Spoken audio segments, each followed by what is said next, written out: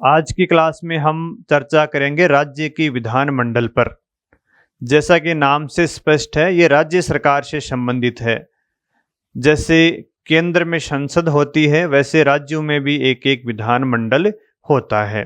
सबसे पहले हम ये देखेंगे कि राज्य विधानमंडल के संविधान में प्रावधान कहाँ किए गए हैं, और इनके संविधान में प्रावधान देखने के लिए हमें राज्य सरकार को देखना पड़ेगा, क्योंकि राज्य विधानमंडल भी राज्य सरकार का ही एक पार्ट होता है। और आप जानते हो, कोई भी सरकार होती है उसमें 3 अंग होते हैं: कार्यपालिका, न्यायपालिका और व्यवस्थापिका। इसी प्रकार जो राज्य की सरकार होती है उसके भी 3 पार्ट होते हैं। राज्य सरकार के भी कितने पार्ट होते हैं? 3 पार्ट होते हैं।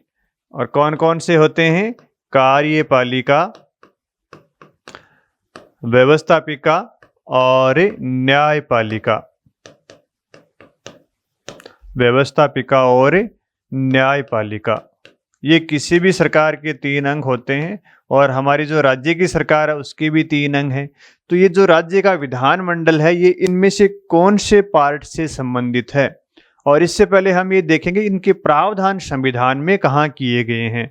तो राज्य सरकार के प्रावधान तो आप जानते हो, संविधान के भाग 6 में किए गए हैं। भाग 6 में हैं, और अनुच्छेद 152 से लेकर अनुच्छेद 237 तक संपूर्ण राज्य सरकार के प्रावधान किए गए हैं। और भाग 5 में आप जानते हो केंद्र सरकार के प्रावधान हैं।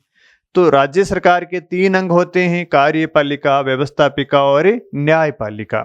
तो कार्यपालिका में कौन कौन से अंग होते हैं? जैसे राज्यपाल होता है, ये हमने चर्चा की है पहले भी।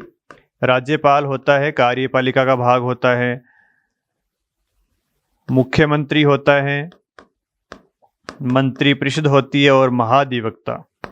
ये सारे लोग किससे संबंधित होते हैं? कार्यपालिका से संबंधित होते हैं।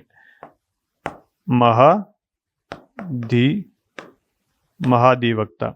और कार्यपालिका के प्रावधान संविधान में कहाँ दिए गए हैं? अनुच्छेद 152 से लेकर अनुच्छेद 153 से लेकर अनुच्छेद 167 तक दिए गए हैं। 152 में तो राज्य की परिभाषा दी गई है, इसलिए हमने यहाँ कार्यपालिका के अनुच्छेद 153 से लेकर 167 तक लिखे हैं। उसके बाद में राज्य सरकार का दूसरा अंग आता है व्यवस्थापिका। इसमें क्या आता है? इसमें राज्य का विधानमंडल आता है। इसमें क्या आता है? राज्य का विधानमंडल, जिसकी हम चर्चा कर रहे थे। वे राज्य का विधानमंडल वो कौन से अंग से संबंधित है? वो राज्य की व्यवस्थापिका से संबंधित होता है। और इसके प्रावधान संविधान में कहां से कहां तक दिए गए हैं? देखो, 167 से आगे आता है अनुच्छेद 168 से लेकर अनुच्छेद 212 तक इसके प्रावधान दिए गए हैं। और अनुच्छेद 213 में राज्यपाल के द्वारा जो अध्यादेश जारी किया जाता है उसके प्रावधान है। फिर तीसरा जो अंग आता है सरकार का, वो है न्यायपालिका, 214 से लेकर 237 तक। तो यहाँ जो 213 नंबर का अनुच्छेद गायब है, ये अध्यादेश से संबंधित होता है, जो राज्यपाल के द्वारा जारी किया जाता है। और यहाँ पे जो 152 नंबर का अनुच्छेद है, उसमें राज्य की परिभाषा दी गई है, इसलिए हमने इनको लिखा नहीं है। हमारा जो आज का टॉपिक है वो क्या है? राज्य का विधानमंडल है। और विधानमंडल से संबंधित प्रावधान संविधान में कहाँ दिए गए हैं? भाग 6 में दिए गए हैं। अनुच्छेद 168 से लेकर 212 तक दिए हुए हैं। तो अब अगर मान लीजिए राज्य की विधानमंडल से संबंधित कोई प्रश्न आता है, तो कहाँ से कहाँ तक के अनुच्छेदों को ध्यान में रखोगे? अनुच्छेद 168 से 212 तक के अनुच्छेदों को आप ध्यान में रखोगे। ठीक है, तो ये तो बात हो गई कि राज्य का विधानमंडल के प्रावधान दिए कहाँ कहाँ गए हैं, और ये राज्य सरकार के कौन से अंग से संबंधित होता है। तो ये राज्य की एक तरह की विधायिका होती है।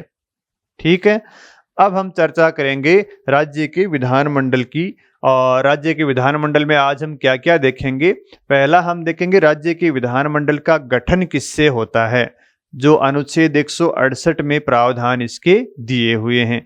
दूसरी बात पर हम चर्चा करेंगे विधान परिषद के निर्माण और इसके समाप्ति की बात करेंगे, कि विधान परिषद का निर्माण कैसे किया जाता है, कौन इसका निर्माण करता है, इसको समाप्त कैसे किया जाता है, कौन इसको समाप्त कर सकता है, समाप्त करने की पहल कौन करेगा, क्या राज्य समाप्त कर देगा या केंद्र समाप्त करेगा, इन्हीं सवालों के जवाब हम इस बिंदु के अंतर्गत ढूंढने का प्रयास करेंगे। और तीसरा जो आज का हमारा चर्चा का बिंदु है वो है विधान परिषद की संरचना। और विधान परिषद की संरचना अनुच्छेद 71 में दे रखी है। विधान परिषद के निर्माण और समाप्ति की बात अनुच्छेद 169 में दे रखी है। तो यहाँ पे अनुच्छेद 170 बच गया फिर। तो 170 में क्या प्रावधान है? 170 में विधानसभा की संरचना दी हुई है। 170 में क्या दिया हुआ है? विधान सभा के प्रावधान दिए हुए हैं। इनको हम बाद में देखेंगे, इसलिए इसको एक बार छोड़ देते हैं। तो सबसे पहले देखते हैं विधानमंडल का गठन। राज्य के विधानमंडल के गठन के प्रावधान कहाँ दिए गए हैं? अनुच्छेद 168 में दिए गए हैं। और क्या बात कही गई है कि प्रत्येक राज्य में एक विधानमंडल होगा। जैसे राज्यपाल के बारे में कहा गया कि प्रत्येक राज्य में एक राज्यपाल होगा, वैसे ही विधानमंडल के बारे में कहा गया है कि अनुच्छेद 168 में कहा गया कि प्रत्येक राज्य में कितने विधानमंडल होंगे? प्रत्येक राज्य में एक विधानमंडल होगा, एक विधानमंडल होगा। ठीक है, बात याद रह जाएगी। ये कहाँ कहा गया है? अनुच्छेद 168 में। तो प्रत्येक राज्य में जो एक विधानमंडल होगा वो कुछ राज्यों में तो एक सदन से मिलकर बनेगा और कुछ राज्यों में वो दो सदन से मिलकर बनेगा। हमारे देश में राज्यों में जो विधानमंडल होता है वो दो प्रकार से गठित होता है। कुछ राज्यों में विधानमंडल राज्यपाल और विधानसभा से मिलकर बनता है, जिसको क्या बोलते हैं? एक सदनीय विधानमंडल बोलते हैं। और कुछ राज्यों में विधानमंडल राज्यपाल तथा विधानसभा और विधान परिषद से मिलकर बनता है, यानी वहां पे विधानमंडल राज्यपाल और दो सदनों से मिलकर बनेगा। तो जिन राज्यों में विधानमंडल में दो सदन होंगे उस राज्य के विधानमंडल को क्या बोलते हैं? द्विसदनात्मक विधानमंडल या द्विसदनीय विधानमंडल। और जिस राज्य में विधानमंडल में राज्यपाल के साथ एक ही सदन होगा उस राज्य के विधानमंडल को क्या बोल देंगे? एक सदनीय विधानमंडल। इसका मतलब ये हुआ कि हमारे यहाँ पे विधानमंडल में कुछ राज्यों में तो एक सदन होता है, कुछ राज्यों में दो सदन होते हैं। तो जहां एक सदन होता है जिस राज्य में विधानमंडल में, उसका नाम क्या होता है? उस सदन का नाम होता है विधानसभा। क्या नाम होता है? विधानसभा। तो ये एक सदनीय विधानमंडल किन से मिलकर बनेगा? राज्यपाल और विधानसभा से मिलकर बनेगा। ये एक राज्य का विधानमंडल है, ये एक सदनीय विधानमंडल है जिसके दो भाग होते हैं, राज्यपाल और विधानसभा। और जिन राज्यों में विधानमंडल द्विसदनात्मक होता है, द्विसदनीय होता है, वहां पे विधानमंडल के पार्ट कितने होते हैं? राज्यपाल होता है, राज्यपाल होगा प्लस विधानसभा होगी। और दूसरे सदन का क्या नाम होगा? दूसरे सदन का वहां पे नाम होगा विधान परिषद। तो जहां विधानमंडल द्विसदनात्मक होता है वहां पे एक सदन का नाम तो क्या होगा? विधानसभा होगी। दूसरे सदन का क्या नाम होगा? विधान परिषद होगा। और जहां एक सदनीय विधानमंडल है वहां पे सदन का क्या नाम होता है? विधानसभा होती है। इसका मतलब ये हुआ कि विधानसभा तो चाहे एक सदनीय हो चाहे द्विसदनीय विधानमंडल हो, दोनों जगह ही पाई जाती है। विधानसभा यहाँ भी है, विधानसभा यहाँ भी है। राज्यपाल और विधानसभा तो दोनों जगह ही पाए जाते हैं। बस विधान परिषद कुछ राज्यों में होती है, कुछ राज्यों में नहीं होती है। इसका मतलब विधान परिषद के जो प्रावधान किए गए हैं संविधान में वो संक्रमणकालीन प्रावधान हैं। इसका मतलब ये भी होता है कि विधान परिषद का निर्माण भी किया जा सकता है, विधान परिषद की समाप्ति भी की जा सकती है।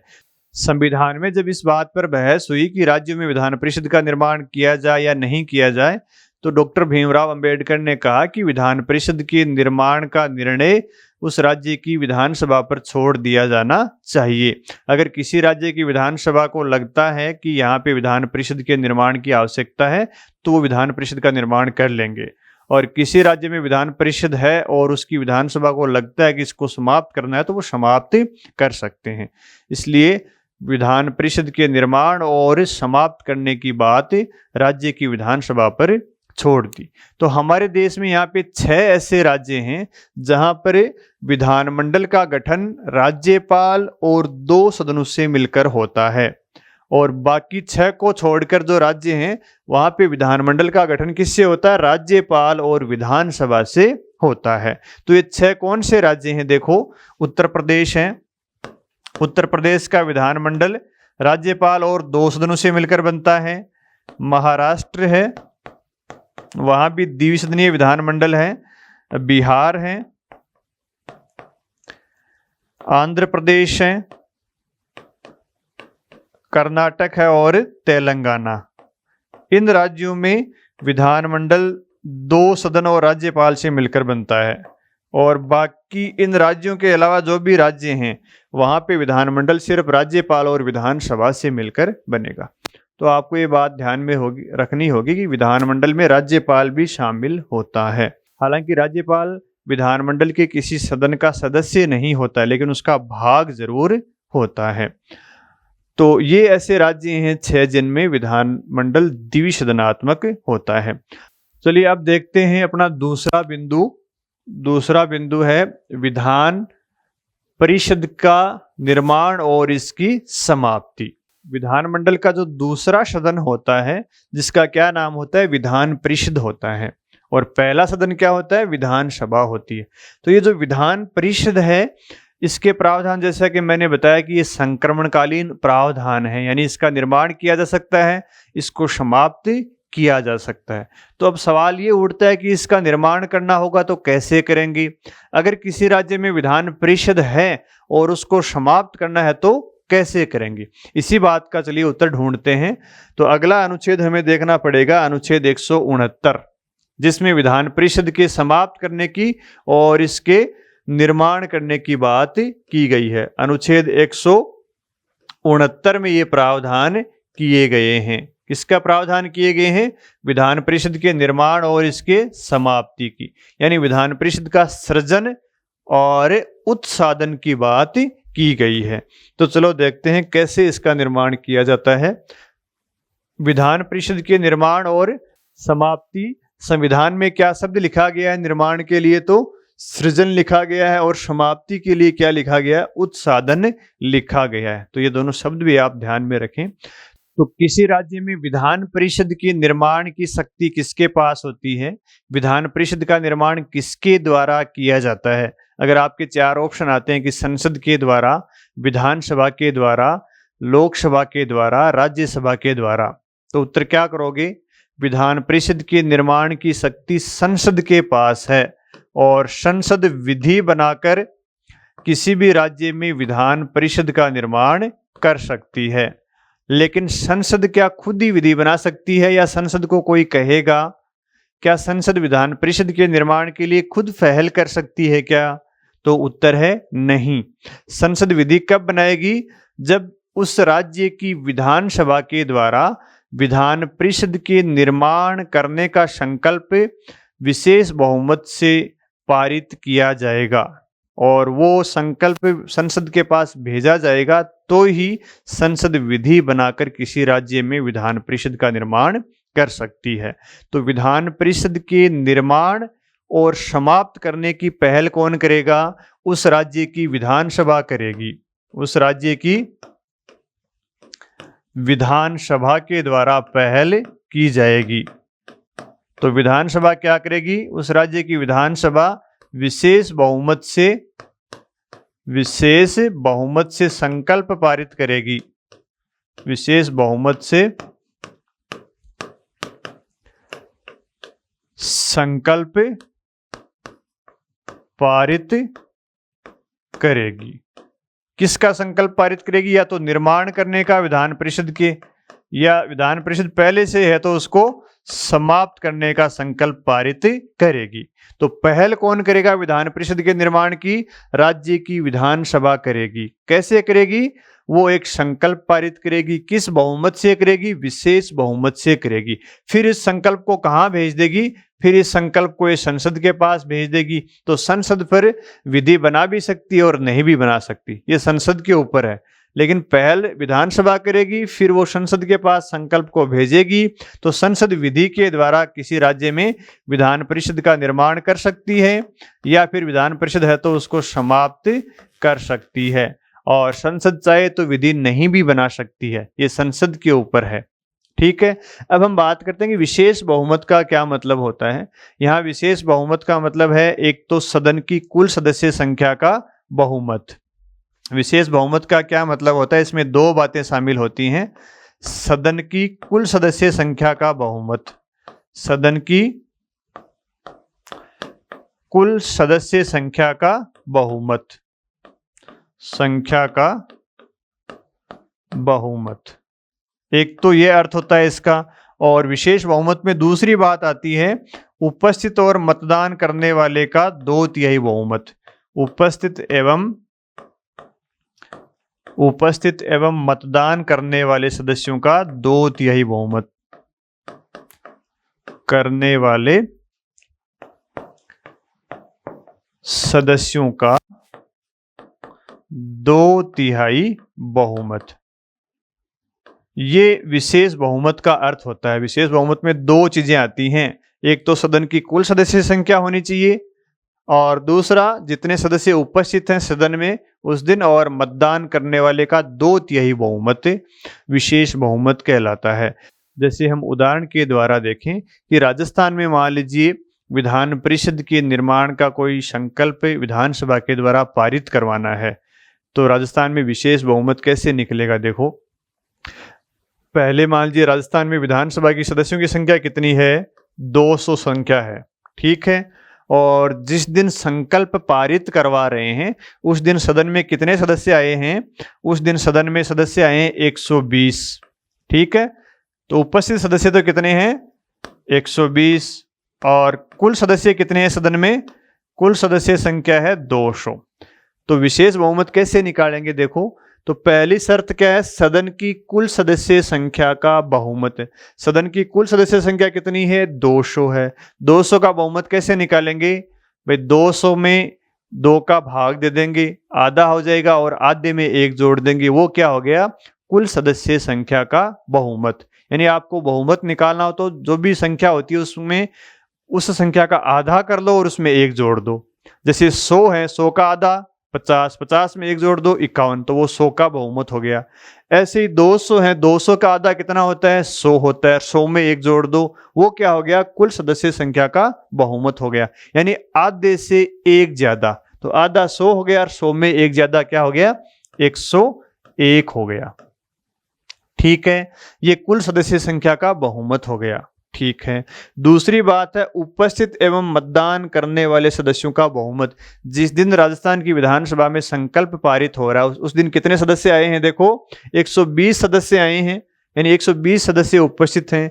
तो 120 का क्या निकालना है, 2/3 बहुमत निकालना है। तो कैसे निकालेंगे, 120 गुणा 2/3 कर देंगे।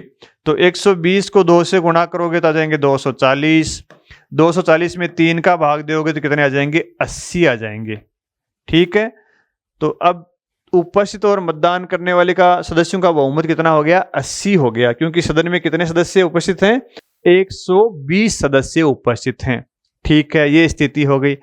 अब मान लीजिए जो संकल्प लाया गया है राजस्थान की विधानसभा में उसके पक्ष में 90 सदस्य वोटिंग करते हैं। पक्ष में कितने सदस्य वोटिंग करते हैं, 120 में से 90 तो पक्ष में करते हैं, और उस संकल्प के विपक्ष में कितने वोटिंग करते हैं, 30 सदस्य विपक्ष में करते हैं।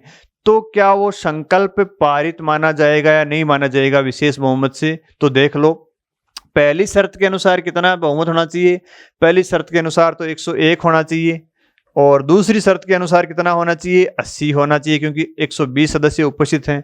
तो हमारे पास पक्ष में कितने हैं, 90 है ना, तो ये शर्त तो पूरी हो रही है, क्योंकि 80 चाहिए 2/3 बहुमत, तो 2/3 बहुमत से तो संख्या ज्यादा है। और दूसरी जो शर्त है विशेष बहुमत की, इसमें कितने चाहिए, 101।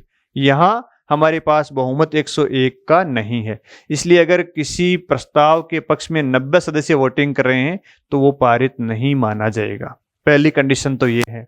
दूसरी कंडीशन है, मान लीजिए 120 में से हमारे पक्ष में मतदान किया है 105 ने और विपक्ष में किया है 15 ने, तो ये प्रस्ताव पारित माना जाएगा, नहीं माना जाएगा, देख लो।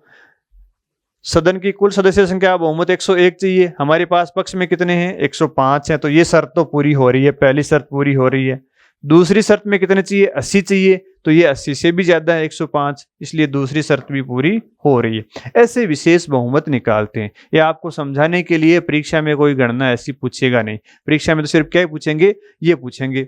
ये आ सकता है कि सदन की कुल सदस्य संख्या का बहुमत है, या उपस्थित सदस्यों का बहुमत है, या उपस्थित सदस्यों की संख्या का 2/3 बहुमत है, या विशेष बहुमत है। ये चीज ये आपको पूछी जाएगी, ये आपको समझाने के लिए मैंने बताया है। तो अब बात ये हो गई कि विधान परिषद का निर्माण करना है या समाप्त करना है, तो पहल तो कौन करेगा भाई, पहले काम कौन करेगा, पहल ये करेगी विधानसभा करेगी, और ये संकल्प पारित करवाएगी, किस बहुमत से, 2/3 बहुमत से। फिर ये संकल्प को संसद के पास भेज देंगे, संसद उस पर विधि निर्माण कर देगी, तो विधान परिषद का सृजन हो जाएगा, या है तो उसका समाप्ति हो जाएगी। ठीक है, इस प्रकार से विधान परिषद का सृजन होता है। ये बात दी गई है अनुच्छेद 169 में, ये भी आप ध्यान में रखना। अब संसद के द्वारा जो विधि बनाई जाएगी वो कैसे बनाई जाएगी, सामान्य बहुमत से। संसद के द्वारा जो विधि पारित की जाएगी वो कैसे की जाएगी, ये ध्यान में रखना, सामान्य बहुमत से पारित करवाई जाएगी संसद के द्वारा। और संसद विधान परिषद का निर्माण करेगी, तो संविधान में जहां जहां बदलाव करना होगा वो इस सामान्य विधि से कर देगा, सामान्य बहुमत से पारित विधि से कर देगा। इसलिए इस प्रकार का अगर कोई संसद के द्वारा विधि बनाई जाती है विधान परिषद के निर्माण के लिए, तो उसको संविधान संशोधन नहीं माना जाएगा। उसको क्या नहीं माना जाएगा, संविधान संशोधन नहीं माना जाएगा। ठीक है, ये बात भी अनुच्छेद 169 में कही गई है कि संसद के द्वारा इस प्रकार कोई विधान परिषद के निर्माण के लिए विधि बनाई जाती है, तो उस विधि के द्वारा संविधान में संशोधन होगा, कि उस कहीं नाम जुड़ेगा, कहीं किसी का हटेगा, तो उसको संविधान संशोधन नहीं माना जाएगा, इसको अपवाद माना जाएगा। ठीक है, ये विधान परिषद के निर्माण और समाप्ति की बात हो गई। अगर हम राजस्थान में देखें, क्या राजस्थान में विधान परिषद का निर्माण के प्रयास हुए हैं क्या, भाई वर्तमान में राजस्थान में विधान परिषद नहीं है, लेकिन राजस्थान में कभी क्या कोई प्रयास हुए हैं क्या, तो आइए देखते हैं राजस्थान में विधान परिषद के प्रयास। राजस्थान में देखें अपन, राजस्थान में विधान परिषद के निर्माण के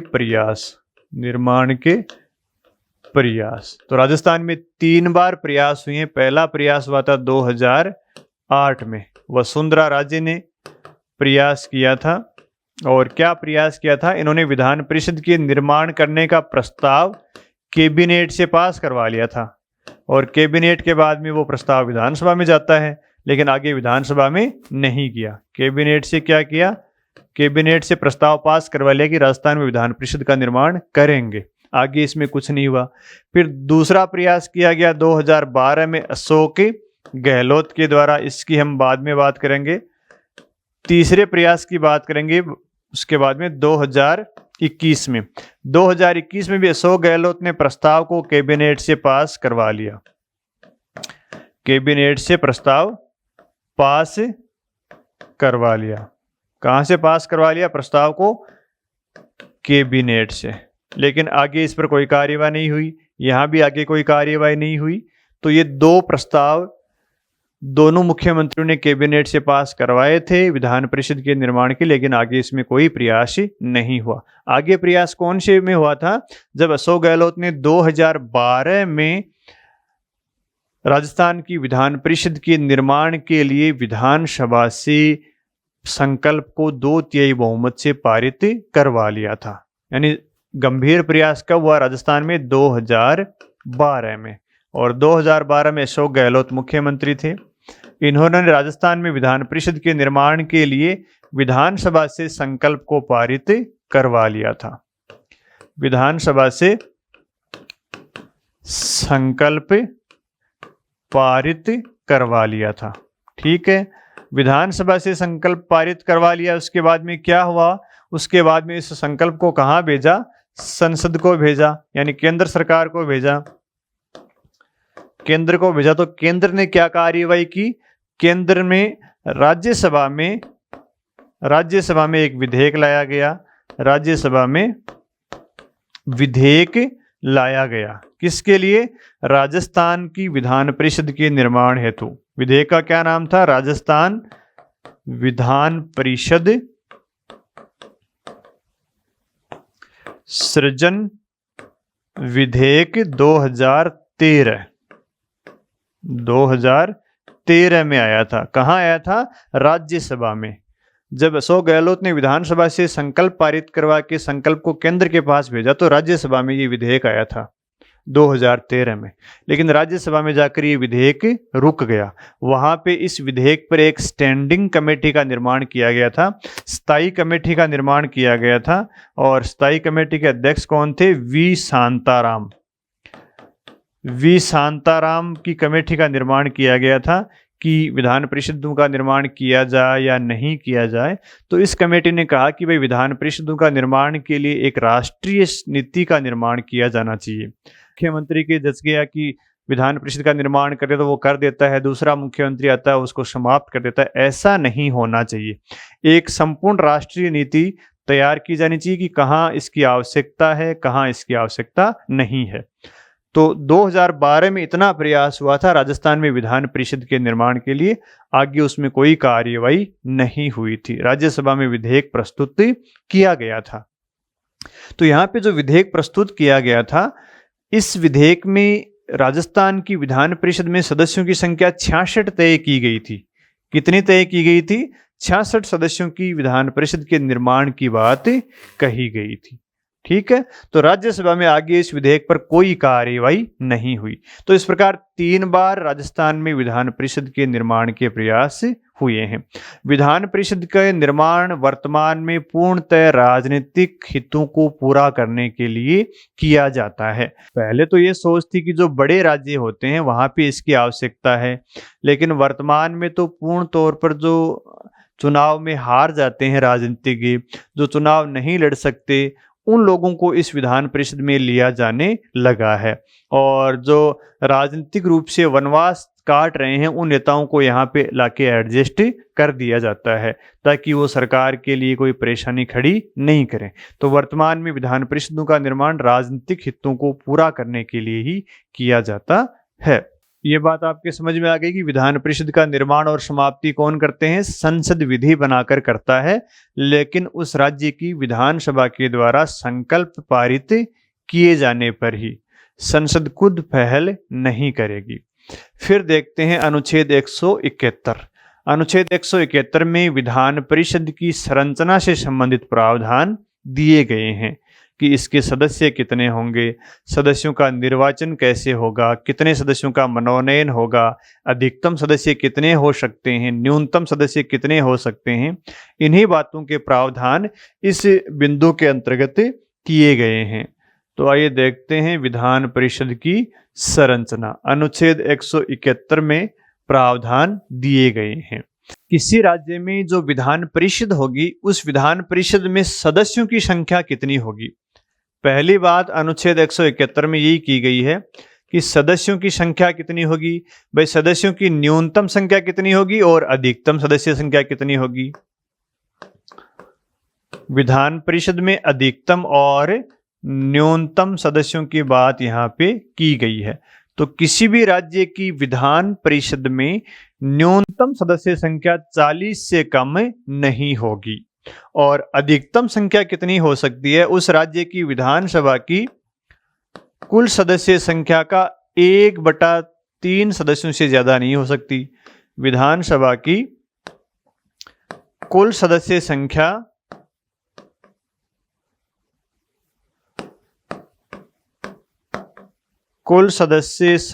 का 1/3 से ज्यादा नहीं हो सकती।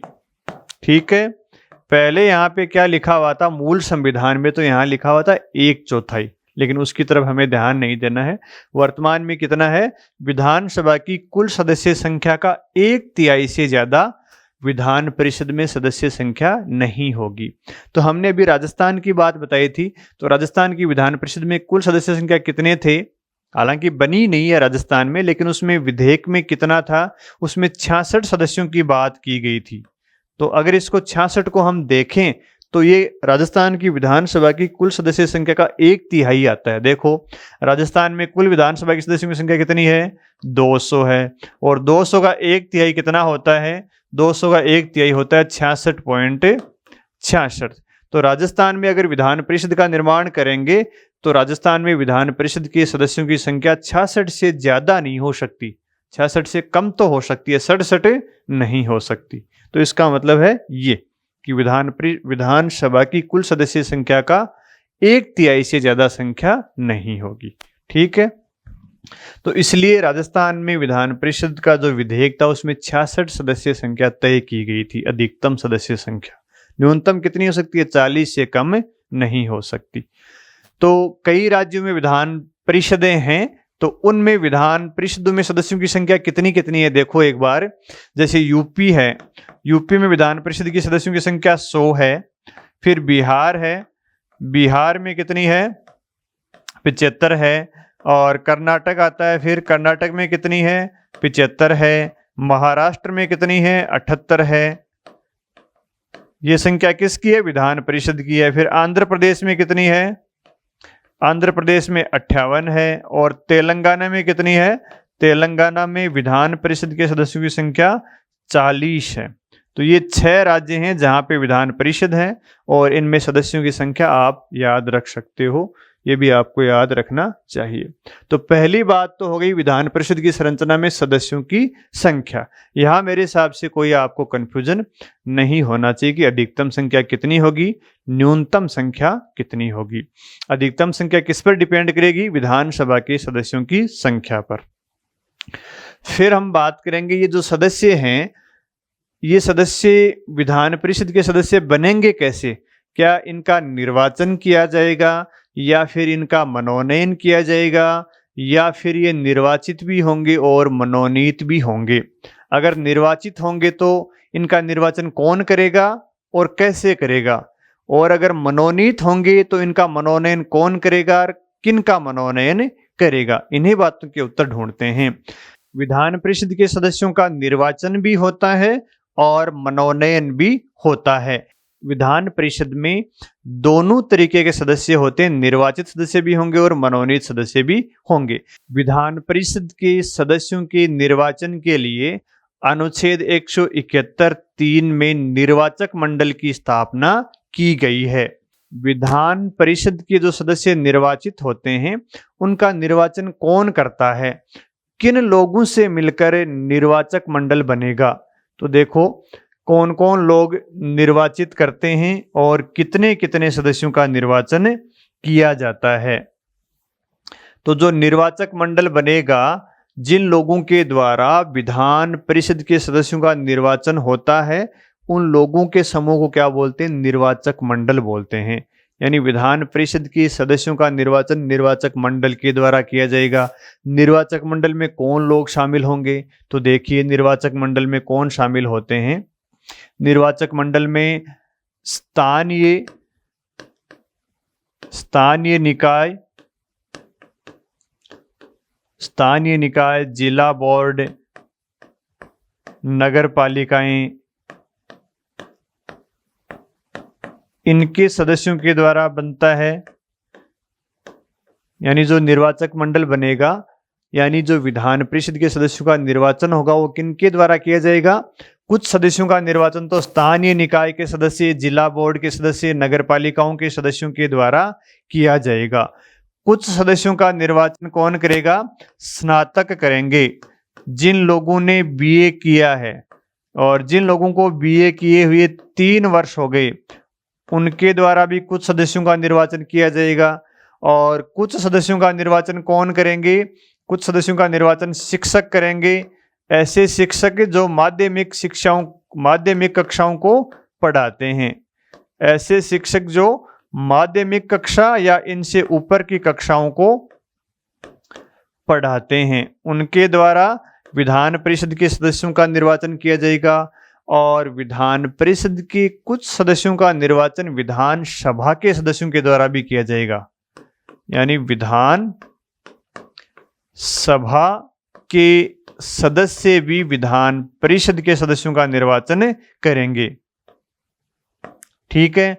और कुछ सदस्यों का राज्यपाल के द्वारा मनोनयन किया जाएगा। कुछ सदस्यों का क्या होगा? राज्यपाल के द्वारा मनोनयन होगा।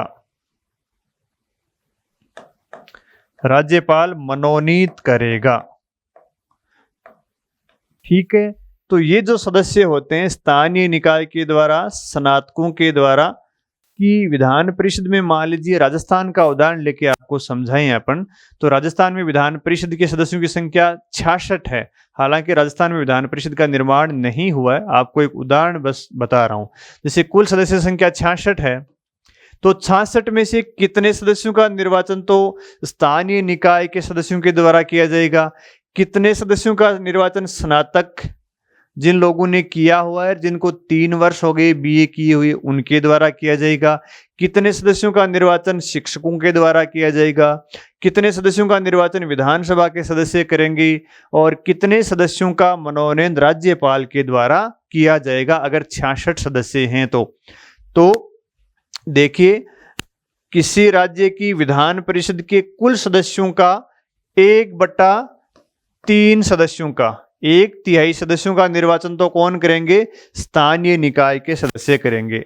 और कुल सदस्य संख्या का 1/12 सदस्यों का निर्वाचन कौन करेंगे? स्नातक करेंगे। जिन लोगों को बीए किए हुए 3 वर्ष हो गए, उनसे मिलकर जो निर्वाचक मंडल बनेगा वो कुल सदस्य संख्या के 1/12 सदस्यों का निर्वाचन करेंगे। और जो माध्यमिक शिक्षाओं को पढ़ाने वाले टीचर हैं, उनसे मिलकर भी एक निर्वाचक मंडल बनेगा, वो कुल सदस्य संख्या का 1/12 सदस्यों का निर्वाचन करेंगे। और जो विधानसभा है राजस्थान में, उदाहरण के लिए बता रहा हूं, विधानसभा के सदस्यों के द्वारा विधान परिषद के कुल सदस्य संख्या का 1/3 सदस्यों का निर्वाचन किया जाएगा। विधानसभा के सदस्य कितने सदस्यों का निर्वाचन करेंगे? 1/3 सदस्यों का। और जो बच गए हैं, बचे हुए कितने हैं?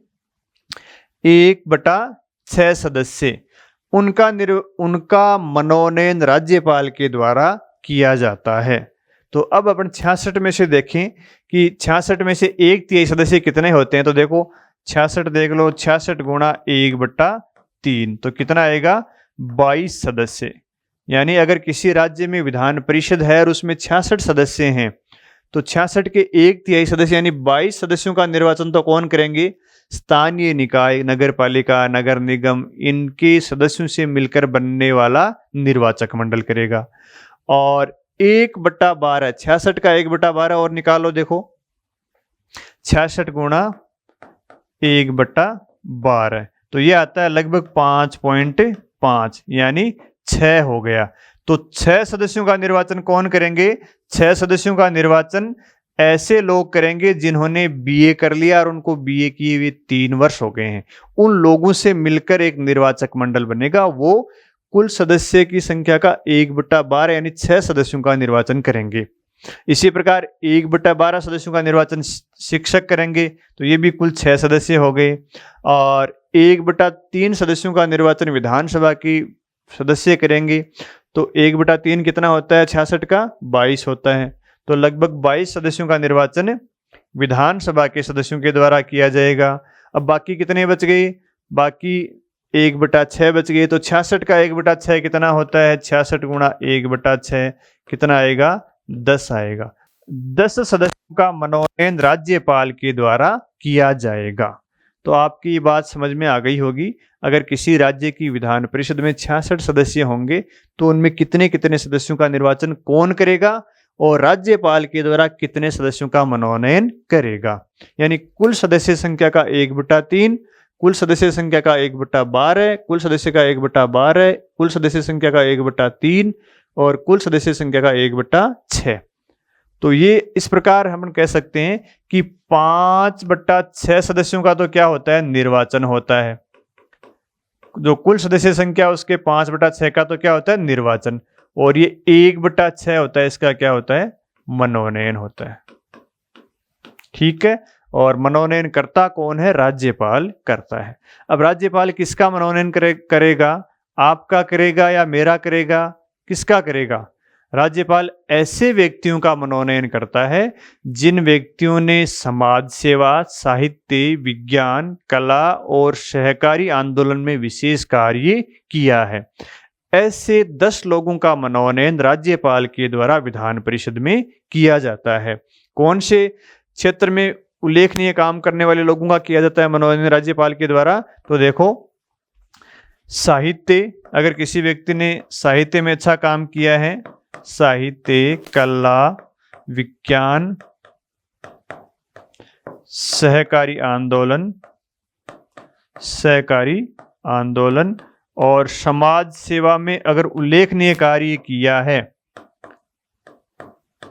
तो ऐसे लोगों का मनोनयन राज्यपाल के द्वारा 10 लोगों का मनोनयन किया जाएगा। तो इसका मतलब हुआ कि विधान परिषद के कुछ सदस्य तो क्या होते हैं? निर्वाचित।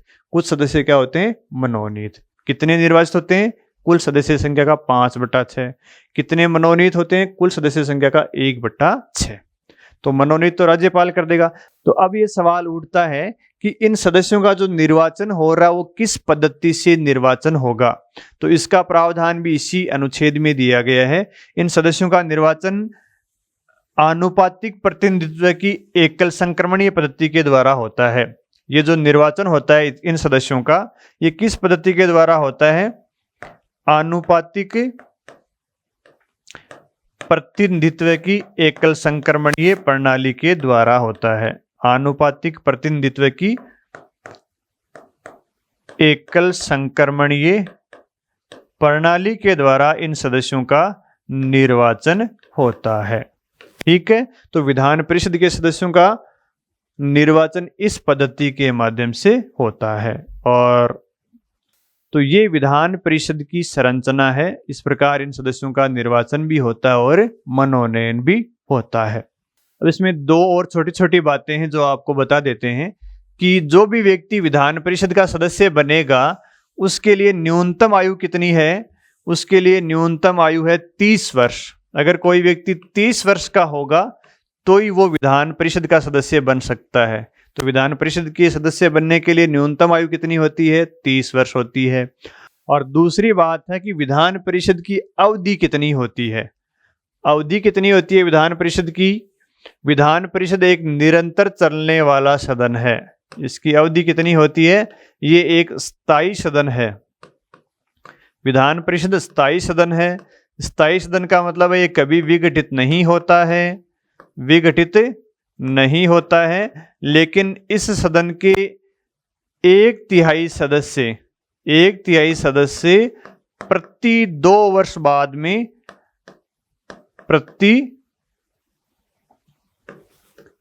प्रति 2 वर्ष बाद में रिटायर हो जाते हैं। प्रति 2 वर्ष बाद सेवानिवृत्त या रिटायर हो जाते हैं। ठीक है, कितने वर्ष बाद में? प्रति 2 वर्ष बाद में कितने सदस्य रिटायर होंगे? 1/3 सदस्य रिटायर होते हैं। ये संविधान में प्रावधान किया गया है। और एक सदस्य का कार्यकाल कितना होता है भाई? अगर कोई व्यक्ति विधान परिषद का सदस्य बन जाता है तो वो कितने समय तक विधान परिषद का सदस्य रहेगा? तो वो 6 वर्ष तक विधान परिषद का सदस्य रहता है। एक व्यक्ति का कार्यकाल कितना होता है? जो विधान परिषद का सदस्य होता है उसका कार्यकाल होता है 6 वर्ष। एक व्यक्ति 6 वर्ष तक अपना पद धारण करता है। ठीक है, और जो विधान परिषद होती है ये क्या होता है? एक स्थायी सदन होता है।